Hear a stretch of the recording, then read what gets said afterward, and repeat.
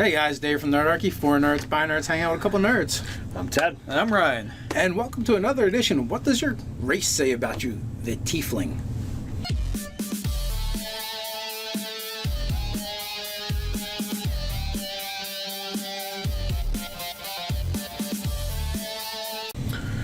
If you want to learn how to game with Nerdarchy or get weekly gaming tips, jump down to the description below and sign up for Nerdarchy, the newsletter. So did I say that right? Tiefling? Tiefling. We get a lot of nerd rancor over the don't say it wrong. Don't do it. They will. Tiefling, Tiefling. Oh, Tiefling. I don't care how you want to say it. As long as they got the infernal blood within their lines. Yeah. Or abyssal, the abyss, the infernal, like devils, demons, whatever. It's all, the party is all good. So here's the thing. Like they I think from 4th edition on they kind of like changed what. Which I hate the reflavoring of the tiefling from 4th edition. I don't like the whole like race or community or city or whatever it was that made a deal with the demons and they all became tieflings. Well, you know what? Like in a certain world's fiction, that's fine for someone's world. That's cool. But for everyone else, like story it however you want, and like that could be. I could see that in a very like Stygian sort of Conan sort of thing. Like this realm of sorcerers made this pact with this devil, and they all turned into these red-skinned devils with horns and nasty pointy teeth. Like sure, in a Stygian sort of Conan world, that totally fits. Now, but for our campaign, I think we prefer more of the plainer blood. Right. Yeah. So typically, if a humanoid mates with some kind of demon or devil, it produces a half fiend. Yeah. Anything that produces from there on in the line has the chance to become a tiefling, right? Yes, that's generally what we've done. It could skip a generation, but it could skip generations. And also magical things of like maybe you just formed a pact with like say a warlock pact with a devil, and like there's a curse that somewhere in your lineage this is going to happen. Like so it could just be magic. Like it doesn't even have to be like a full-on mating. Like that could be a way to that's true too. Like I also envision someone making a deal or a pact with another planar creature and be like. The Rumpelstiltskin thing, your firstborn child. Your firstborn, and then like they're sort of like, all right, I give up my firstborn, no big deal, whatever. And then like they have a tiefling instead of having the normal baby and going, oh no, you have to raise it too. What? Yeah, that wasn't part of the this deal. is not part of the bargain. I was trying to get rid of this. Yeah. But no matter how you came about being a tiefling, this is going to create some problems and some interesting situations in your life. You are essentially gifted with ability and cursed with abilities from below, from hell, however you want to look at it, and generally things with horns and whatever have you. Tails, lizard parts.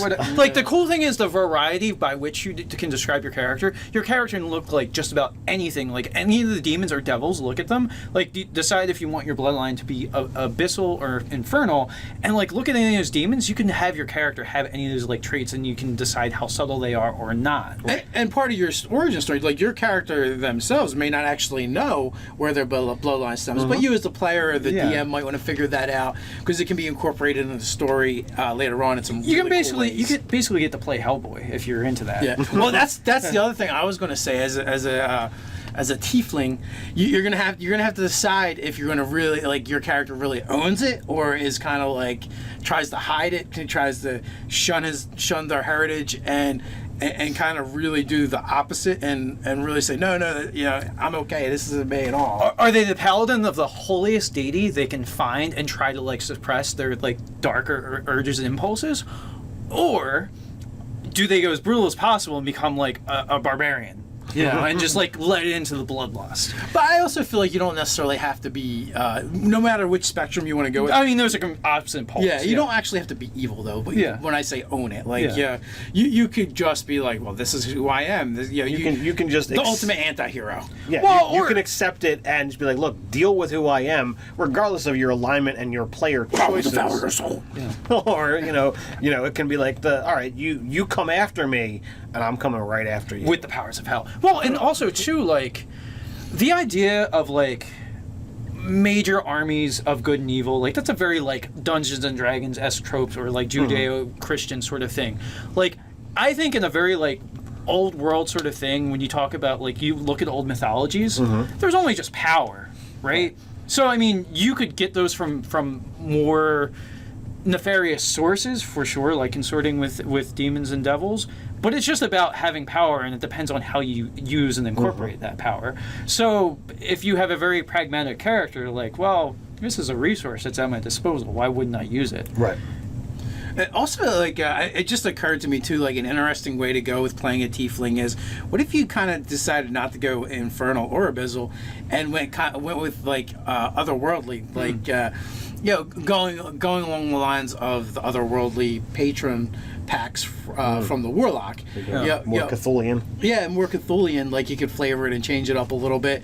It wouldn't be a huge difference. Mechanically, it wouldn't be different, but like your parentage, like, you have like vestigial like tentacles that people can't see, or like, or that they can see. Yeah. You know, you basically you look a little bit like a mind flayer, or you have the tentacle beard. Well, or like what if, maybe your eyes are like have no irises, like they're just straight up white or black or something like that, or red. You could totally, instead of the tiefling horns, what if you had like the Kit Fisto like tendril hair from Star Wars? Oh yeah, you could absolutely do something. Yeah, any of that stuff kind of works. Or you could look, flavor it like you look a little bit like an Abeloth or Aboleth.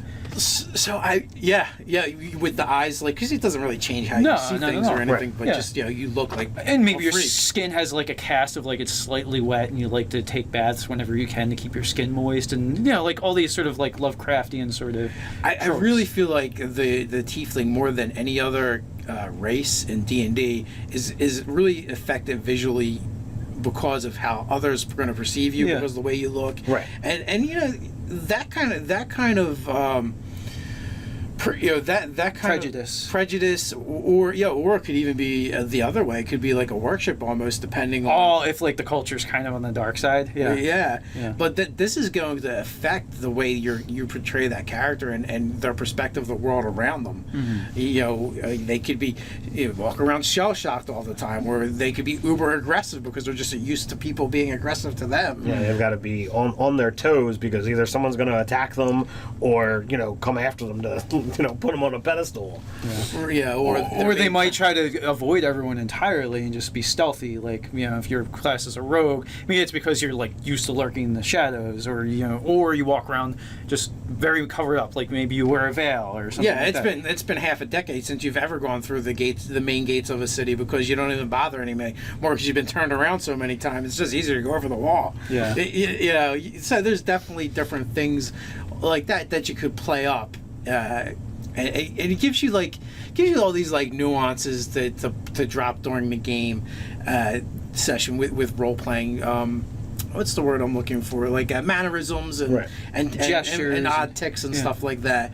That's going to really like set your character apart from maybe the rest of the party. And if they go a little more bestial, you can like take on some animal mannerisms like snarls or growls or things like that. And the Skag does have some options for that. So like if you wanted to go with the variant tiefling, and then you could have that inform how you play the character as well, because obviously, like, if you have wings, that's kind of a big deal, and they're hard to hide. Yeah.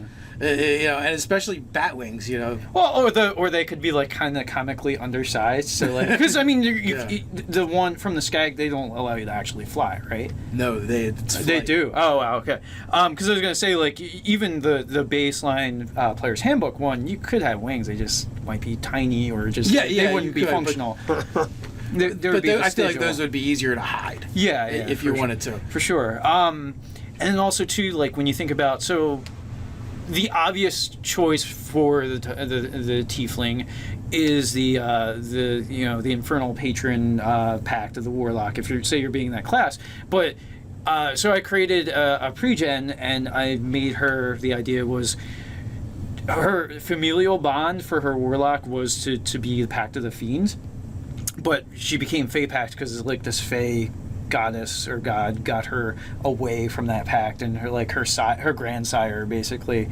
So like the idea of like playing off of the most obvious approach, but now you're kind of like twisting it. Twisting it, and then also too like now you have to become errand person for a Fey power, and the devilish power still might try to come and reclaim you, so you have to fight that off. Also, like, going off of that as well, like the idea of the alternate warlock character, and tiefling character, where if you're going otherworldly, what if you really were just a human or some other race, but when you took on that pact, You got changed. it actually changed you. So now that character, you're using mechanically, you're using everything from the tiefling, but but for all the role-playing aspects, no, you're actually human. It's just when you whatever part of becoming the warlock physically changed you. That also would work for the I sorcerer. kind of want to play that character. Yeah, and also, but you could also do that for the sorcerer as well, because like you could reskin all the powers. Like the most sensible thing would be to take the draconic bloodline or archetype, and then you could reskin it to all like, no, your powers are actually from a demonic or abyssal sort of form. Yeah. So this way, especially the energy resistances, like that totally works for a fiendish skin thing. So it's like when your powers manifest, it's almost like becoming an X-Men mutant. Like you had teenage years, your powers manifest, and like your body physically changed. So you're like, you go from like angel to archangel if you're talking X-Men lore. Oh yeah, and really I think one of the advantages you get from being the draconic sorcerer is Natural armor.